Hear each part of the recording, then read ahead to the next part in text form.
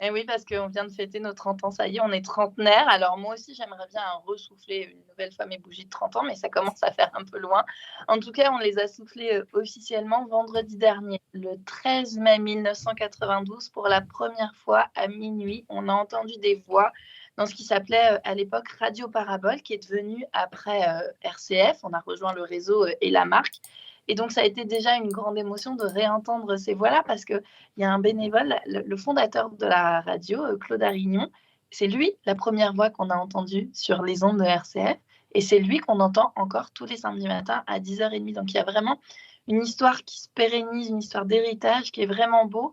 Et en même temps, on voit comment la radio a évolué, comment elle s'est adaptée à la Vendée, comment elle s'est adaptée aux nouveaux usages, comment elle va continuer de s'adapter avec les petites révolutions numériques qu'on traverse.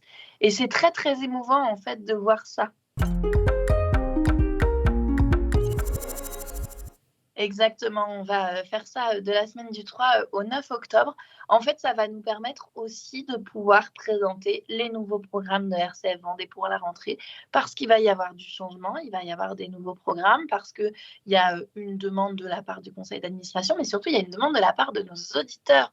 On est la première radio locale de Vendée. On a 37 000 personnes qui nous écoutent chaque semaine, toutes les semaines, qui sont là au rendez-vous avec nous, à qui on offre du contenu local, à qui on dit ce qui se passe à côté de chez eux, comme vous, à qui on donne la parole, et on va continuer de faire ça et on va continuer d'entretenir ça. Notre vraiment but, c'est de montrer le beau qui se passe en Vendée, le beau qui se passe dans les entreprises, le beau qui se passe dans les paroisses, le beau qui se passe dans les associations, dans le monde culturel, cette fraternité qui peut exister.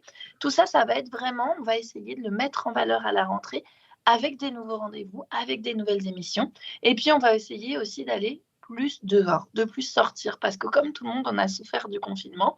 Et comme je vous le disais, ça nous a appris des choses techniques et des nouveaux dispositifs qui nous permettent de sortir plus facilement. On n'a plus besoin, pour les gens qui nous suivent depuis longtemps, de nous voir arriver avec notre petit camion et nos énormes caisses. C'est aussi cet avantage qu'on a par rapport à vous, la radio.